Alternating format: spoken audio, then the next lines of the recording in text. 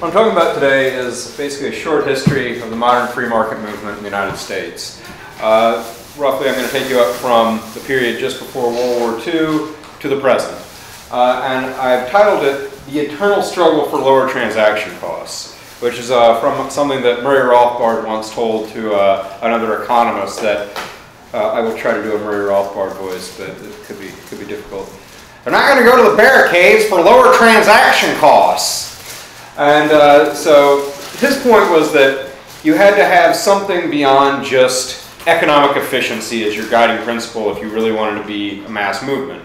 People really had to believe in, an ideal of freedom or something like that to go out and push for free markets. It wasn't just that they're efficient, they're also more moral. And so I think many of the disputes that among people on the free market side that have arisen, while in many ways they're interpreted as being libertarians versus conservatives, I think it can also be interpreted as pragmatists versus idealists. So I think that may actually be a better way to look at all these schisms that have happened. And trust me, there have been more schisms than you can count in the free market movement. So, all right, in the beginning. So from the early 19th century up until the New Deal, support for free markets more or less was the orthodoxy in the United States. I mean, there were people that were less free market and more free market, and there were a lot of bad government ideas even back in the 1840s, 1830s. But government was not a large part of GDP. It did not interfere much with the economy. It didn't own many industries up until the New Deal, especially the federal government, and that's pretty much what started the trend towards much larger government. And now the people that opposed the New Deal, which came to be known as the Old Right, were a large collection of writers, some politicians. The thing is, though, that none of them considered themselves to be conservatives. That was not a term that had been invented, it had been invented, but it did not apply to people in the American context. America was a liberal nation entirely, and by that I mean a classically liberal nation. So classical liberalism holds that basically it's libertarianism. Keep the government out of things, set markets free, that sort of thing. So everyone in the country was in some way a liberal. And so these people did not consider themselves to be conservatives. They considered themselves to be liberals, possibly even radicals. Or in H.L. Mencken's case, a Tory anarchist, which may be my favorite description of someone's political beliefs ever. So yeah, the main people would be H.L. Mencken, Albert J. Nock, John T. Flynn. All of them were fairly influential writers at the time. H.L. Mencken, probably the most influential journalist of all time. And Senator Robert Taft. Also, another one would be in the House of Representatives, Howard Buffett, who is the father of, anyone know? Warren. Yeah, Warren Buffett's father, who had very, very different political beliefs than his son does. He was a very right-wing guy, basically wanted to get rid of the federal government. He was great. Anyway, so what happens, what changes all this is basically World War II. Most of those guys, and all those guys, had opposed American entry in World War II up until the Japanese bombed Pearl Harbor. The people that opposed the New Deal were very anti-interventionist in foreign policy. World War II and the Cold War that followed it made what came to be known as the right far more interventionist in foreign policy. And this will basically divide the libertarians and the conservatives for a long, long time. So William F. Buckley, basically conservatism sprang forth from William Buckley's head like Athena from Zeus.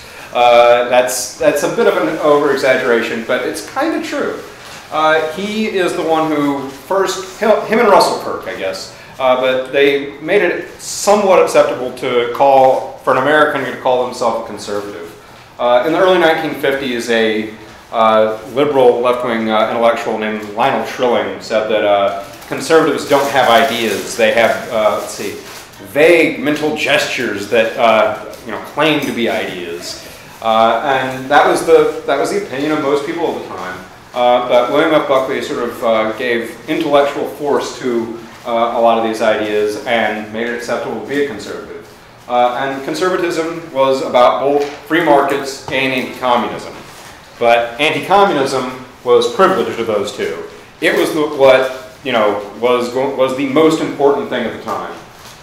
So in 1952, this is before Buckley even founds National Review, Buckley writes an article in which he says, to defeat communism, quote, we have got to accept big government for the duration, for neither an offensive nor a defensive war can be waged, except through the instrumentality of a totalitarian bureaucracy within our shores. This does not sit well with a lot of the libertarians, obviously. And so it sets the stage for some disputes that will really come to the fore later on. So Buckley founds National Review, which is still the flagship magazine of the right. At the time, it was basically the magazine of the right. And he gathers around him a lot of very talented writers, many of whom are former communists who now basically would like to, well, no, they definitely wanted to bomb Moscow with nuclear weapons, especially Frank Meyer, probably James Burnham. Both those guys were former communists, but there were others, Willie Schlom, Whittaker Chambers, former communist, who wrote the book Witness, which was all about how he was basically, lured into communism and what a terrible, terrible organization it was. And so the magazine was very, very, let's go bomb Russia. That was something that was very popular in the magazine. This angered libertarians like Murray Rothbard and Frank Charterov.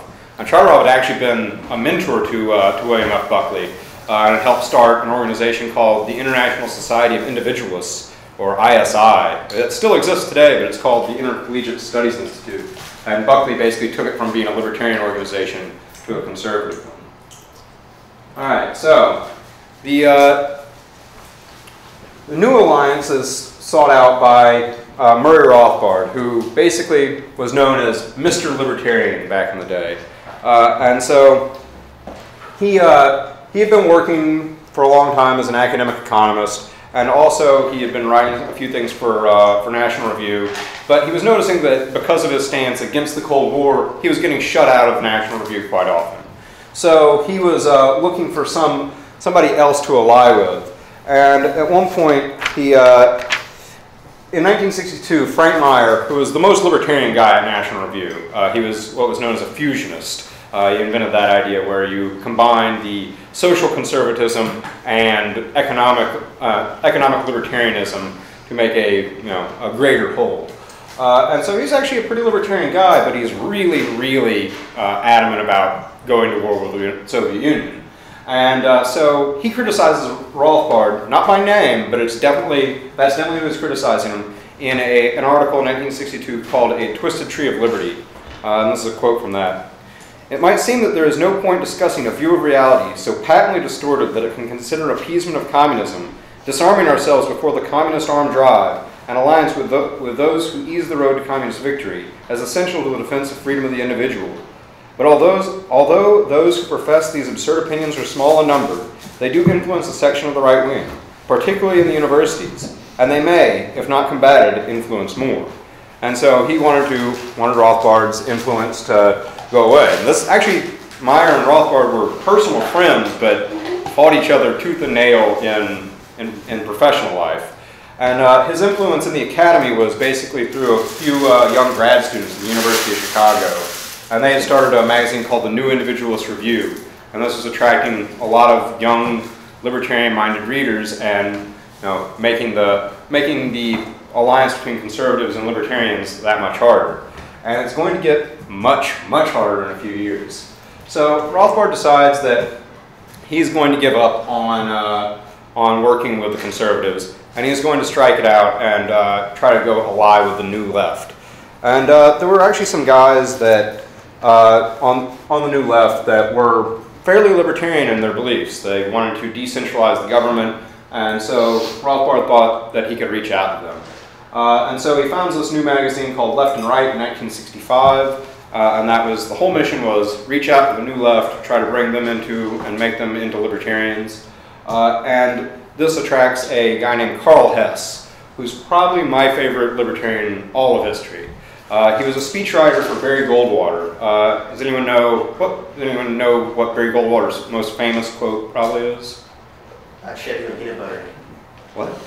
Wasn't it finally revealed that Carl Hess didn't actually write that after all? It's not. It's a bit more complicated than that. But you know the line. It was ad-libbed by Barry Goldwater. But it was extremism in the defense of liberty is no vice. Yeah, extremism in the defense of liberty is no vice, and moderation in the pursuit of justice is no virtue.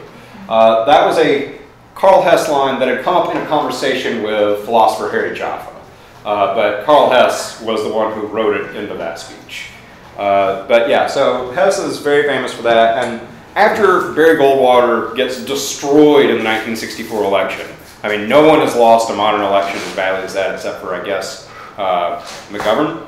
McGovern and Mondale both lost votes. Okay. Well, nonetheless, but it was still destroyed. Yeah. And so Barry Goldwater and everyone who had, supported him were exiled from the Republican Party for a while. They will have their day again, but so Hess, is very disillusioned, and he was like, this sounds like a good idea. I'm going to try this. And so they start appealing to these new left historians, William Appleman Williams and Gabriel Kolko, both of whom have done a lot of work where they show that, a lot of people have thought that the government has been preventing big business from abusing its power. Well, what Kolko and Williams showed was that government was actually enabling big business to abuse its power. And so while Kolko especially is just like a complete Marxist, he actually has a very interesting interpretation of what the government historically has done. And Rothbard is also cited at the 1966 Students for a Democratic Society Convention. That was the big new left organization on the campuses. They had elected a mainly anarchistic group of officers who were all wearing "I hate the state" buttons. And so he thinks this is exciting. And so Rothbard in 1968 publishes this article, Confessions of a Right-Wing Liberal in Ramparts, which is probably the most famous of the New Left publications at the time. And it was actually run by David Horowitz for a while. If anyone know who David Horowitz is? Washington, you got it. What? Well, Washington, you got it, right? No, I don't. I mean, I think he spoke there before, but he was, I believe he was born in New York, and then he went out to Berkeley, which is where Ramparts was published. But for a while, he was a big leftist, and now he's very, very conservative. But so let's see, that is the wrong quote. All right. So in this article, Rothbard talks about how his political beliefs have not changed at all, but yet he's on a completely different side of the political spectrum. So he says, 20 years ago, I was an extreme right-wing Republican who believed, as one friend pungently put it, that, quote, Senator Taft had sold out to the socialists. Today, I am most likely to be called an extreme leftist since I favor immediate withdrawal from Vietnam, denounce U.S. imperialism, advocate black power, and have just joined the new Peace and Freedom Party. And yet my basic political views have not changed a single iota in these 2 decades. It is obvious that something is very wrong with the old labels, with the categories of left and right, and with the ways in which we customarily apply these categories to American political life. My personal odyssey is unimportant. The important point is that if I can move from extreme right to extreme left merely by standing in one place, drastic though unrecognized changes must have taken place throughout the American political spectrum over the last generation. And the big one, obviously, was the shift in foreign policy belief. And with Vietnam becoming a bigger and bigger part of the American psyche in the 1960s, this is basically going to rupture the movement for free markets and cause an all-out, knockout, drag-down fight between the libertarians and the conservatives. And that actually happened right here in St. Louis in 1969 over Labor Day weekend. Young Americans for Freedom, which was actually larger than Students for a Democratic Society and was basically the right's answer to Students for a Democratic Society, had their annual convention here in St. Louis in 1969. And Rothbard wrote an article to the attendees in the Libertarian Forum called Listen Yaff. And let's see. Oh yeah, here it is. And in that he tells them, tells all the libertarians, you should get out of Young Americans for Freedom. It's a horrible organization. And he says, quote, When YAF was founded on the Buckley estate at Sharon, Connecticut, there was heavy sentiment among the founders against the title because they said freedom is a left-wing word.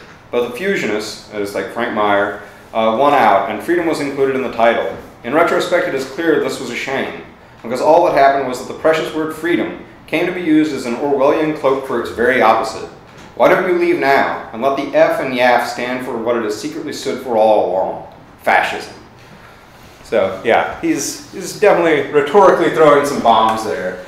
And although Rothbard did not actually make it to the convention, Rothbard had a terrible fear of flying, and so actually almost never left New York up until he moved to Las Vegas in the 80s.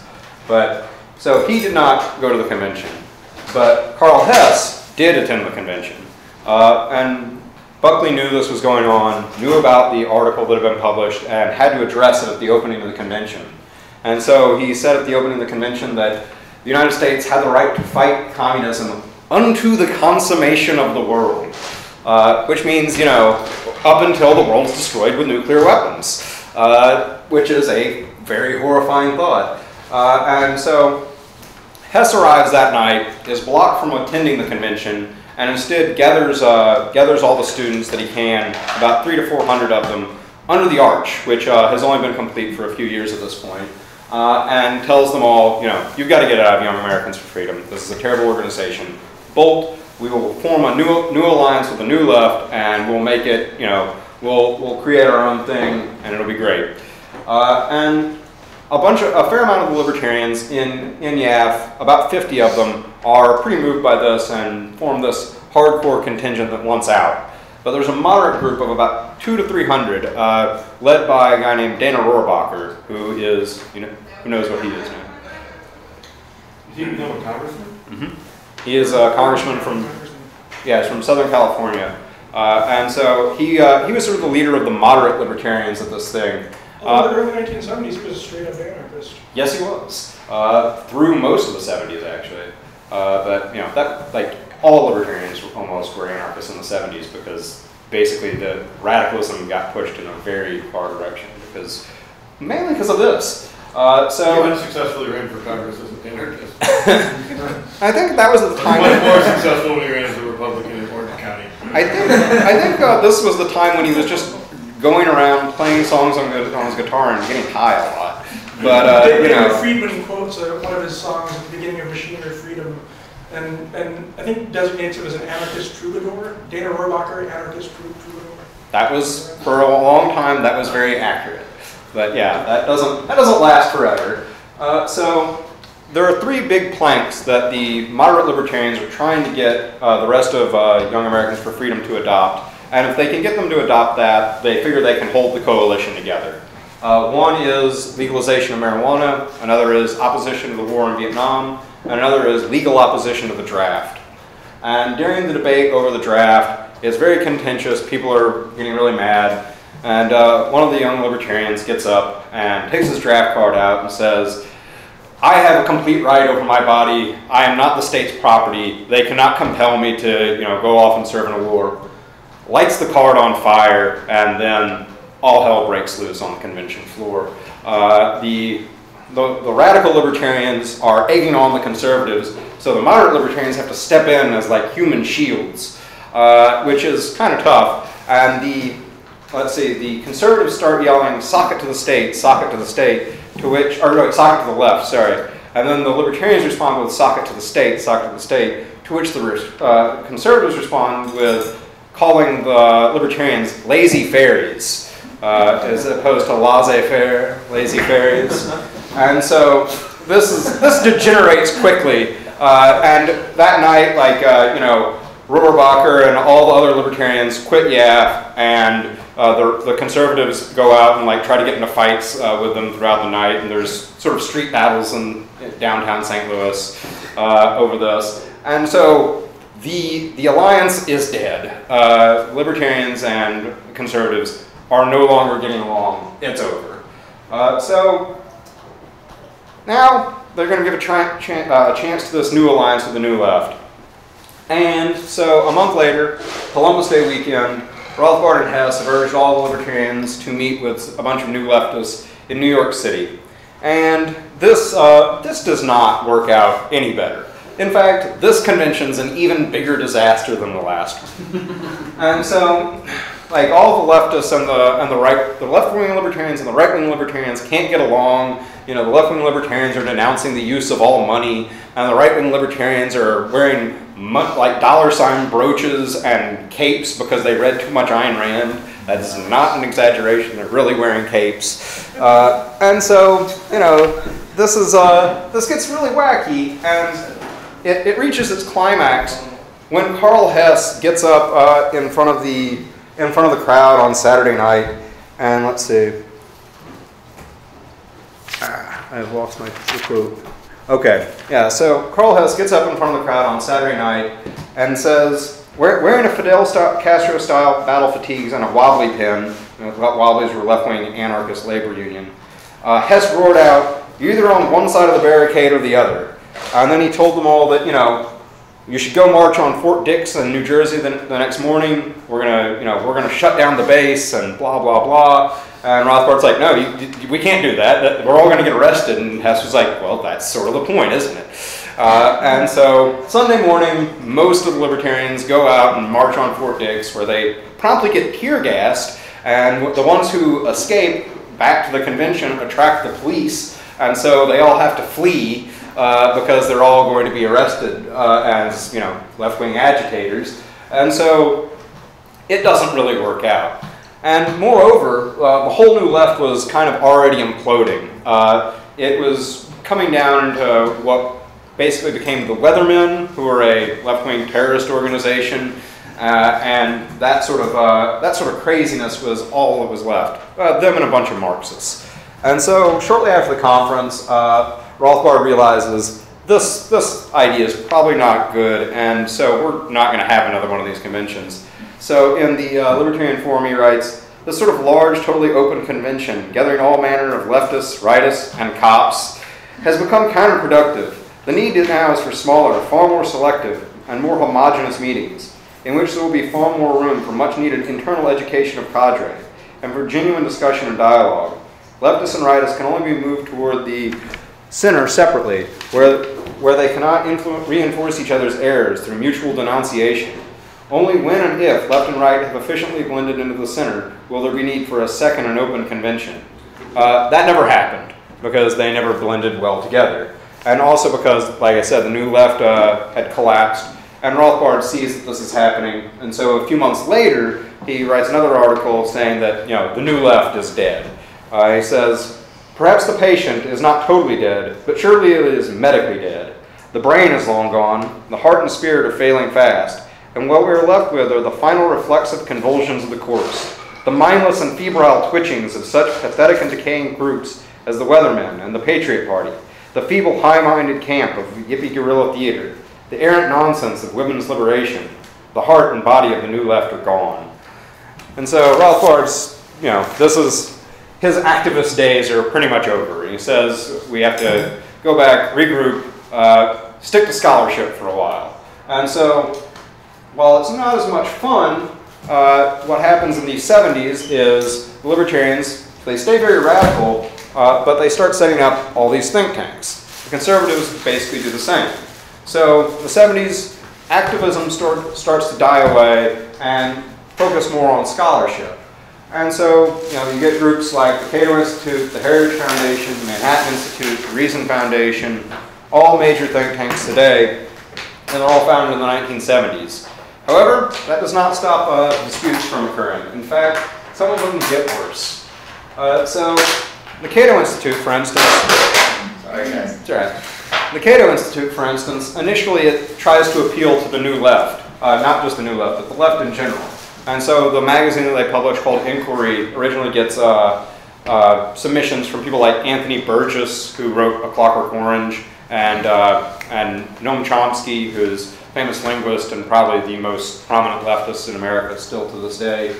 And so National Review naturally attacks the Cato Institute for this and says that, you know, anyone who's associated with it needs to be out of the movement, blah, blah, blah. And so the president of the Cato Institute, Ed Crane, actually framed this copy of National Review where he gets attacked and said that, you know, no good conservative could in good conscience read stuff from the Cato Institute. Ed Crane still has that framed in his office to this day. Now, the thing is, though, the Cato Institute was formed by a few people. Murray Rothbard, Ed Crane, and the Koch brothers. Who's heard of the Koch brothers? I think only Charles was Those involved. bastards. Well, I think, yeah, Charles was the main one involved, but Koch money was deeply involved in the whole thing. And so there's a few people that hold shares in the Cato Institute to start out with. All those people hold shares, and they were not supposed to be saleable. The founders were all supposed to have an equal stake in the Institute. Now, what happens, though, is that the Cato Institute starts to become less radical. They think that Rothbardian anarchist libertarianism is not going to sell well, and so they start moving away from that. And at the time, also, the Libertarian Party they actually thought they had, some hope of doing something back then, because they'd gone from a party that got like 5,000 votes in 1972 to over 1 million votes in 1980. And so, it looked like this was actually going somewhere. But in order to get those votes, they kind of had to sell out. And so, for instance, in 1980, David Koch was the vice presidential candidate for the LP, and the presidential candidate was Ed Clark, right? Yeah. All right, Ed Clark, and they get 1 million votes, but what they have to do to get that is they refer to libertarianism as, quote, low-tax liberalism. Rothbard does not care for this description. So he kind of loses it and starts attacking everyone at the Cato, other people at the Cato Institute, the Koch brothers, anyone who's trying to make libertarianism not hardcore. And so he takes this term Kochtopus, which had been derived by a guy named Samuel Edward Conklin, and he starts, attacking people who are influenced by Koch money, even though he's still a member of the Cato Institute. Well, this does not, obviously, endear him to all the people at the Cato Institute, so they decide they're going to fire Rothbard and take his shares. And Rothbard, believed that this was illegal, but he also didn't really want to get into a legal battle with the Koch brothers. I mean, would you? And so he lets it go, sort of, but at least legally. So they fire him in 1980, and he leaves the Cato Institute, and he founds the Mises Institute in 1982. And to this day, those two groups have been in each other's throats for years. Josh still tries to get, me and Eric to fight about it, because Eric used to work at the Cato Institute, I used to work at the Mises Institute. So Josh thinks that, You guys never agree. it says we agree like 90% of the time. Yeah. You just try to, highlight that 10% and play it up. Well, he's a Republican committee man now. Yeah, wear that. Do it up. Anyway, so now during the 1990s, there's sort of a reconciliation between a lot of these groups. Both conservatives and libertarians despise the first Bush administration and the Clinton administration. The Bush administration actually, at the Heritage Foundation, for instance, when it was announced that Clinton had won in 1992, they popped champagne and celebrated because they hated Bush that much. Because, well, he let taxes get higher, remember? So, it was like you had to destroy the heretic, essentially. And so, yeah, they don't like either of those groups. So libertarians and conservatives are getting along again. Rothbard is no longer trying to ally with the left at all. In fact, this is the biggest right turn he takes in his life. He seeks an alliance with Pat Buchanan, which is an odd direction to go, I think, but nonetheless. That is a direction. Yeah, and actually this alliance is still kind of together today, believe it or not. A lot of very hardcore libertarians still ally with a lot of the paleo-conservatives that Pat Buchanan has around the American Conservative. So, I know a lot of libertarians that have been published in the American Conservative. I've written for it. It's still a fruitful alliance, even though those groups don't get along that well on a lot of issues. They've managed to not actually try to physically fight each other, which is more than you can say for a lot of these groups. So, that's something. Dan McCarthy seems a lot more libertarian to me than, say, Pat Buchanan. Dan McCarthy is a lot more libertarian than Pat Buchanan, but he's not, I wouldn't say he's actually a libertarian at this point. Like his political views are very complicated, so. But Buchanan is just bizarre. well, I wouldn't say that, but I definitely disagree with his trade policy. That's kind of weird. But so also in the 90s, Republicans get away from the Cold War militarism that they had advocated back when the Soviet Union was still around, and start to question, foreign wars. Most of the opposition to Clinton's bombing in Bosnia, for instance, is from Republicans. And in 2000, when Bush runs for president, he says that the United States needs to take a quote humble foreign policy. So that's it's something that it looks like libertarians and conservatives are going to get along. Also, you have state-level think tanks like the Show Me Institute, like the Mackinac Center. These start to become more common. And the thing on the state level, you don't have to worry about disputes about foreign policy or a lot of these national issues. And so conservatives and libertarians can get along a lot better. But nonetheless, the cycle begins again because 9/11 reopens these fissures between the libertarians and the conservatives. Perhaps most famously, David Frum, who is an editor at National Review. It's always National Review that enforces the orthodoxy. That basically is the magazine that does it. They go out and say, this is the unacceptable line. If you're outside of it, you're done. What's odd is David Frum will later have this happen to him. But he basically calls a bunch of libertarians and paleoconservatives and other conservatives like Robert Novak unpatriotic conservatives in a 2003 National Review article in the lead up to the Iraq War.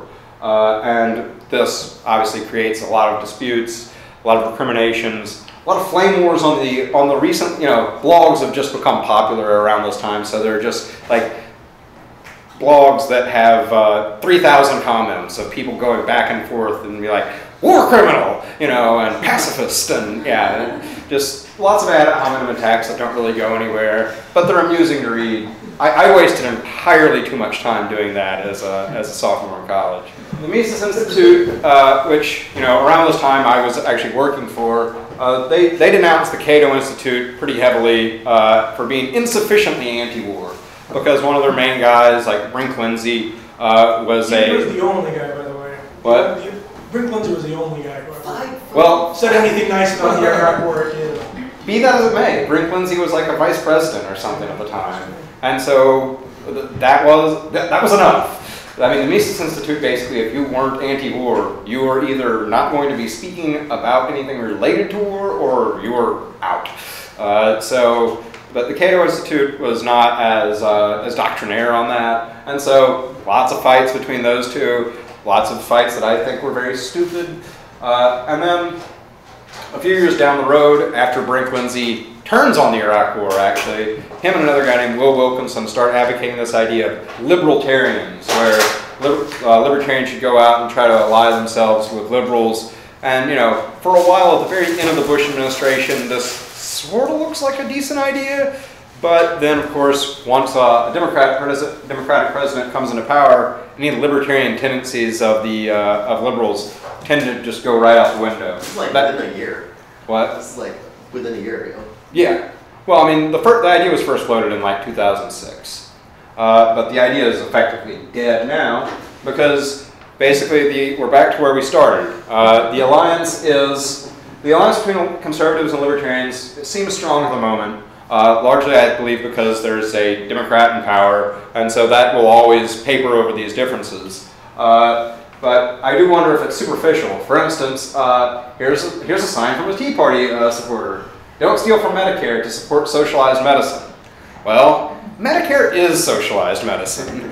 And so, I do question the extent to which a lot of the people that are calling for very free market reforms right now are just, singing an opportunistic tune because of the moment, and how much they actually believe in this. So I think the one thing that could make this last is that we're broke.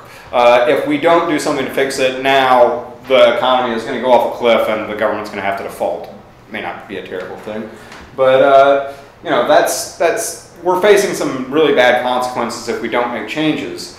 But at the same time, we've been staring down terrible consequences for a long time, and people haven't really made any large changes to spending. I mean, they can't cut an agriculture bill. If you can't cut a few $1 billion out of agriculture, you're not serious about cutting anything.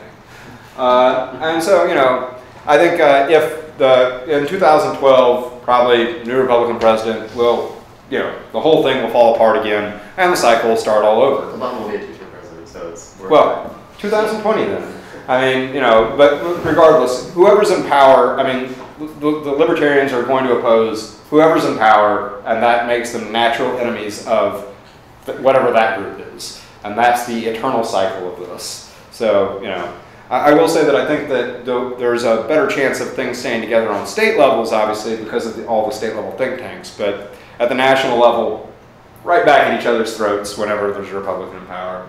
But right now, it should be a good, you know, 2 to 8 years. So, all right. I'm done. Thank you.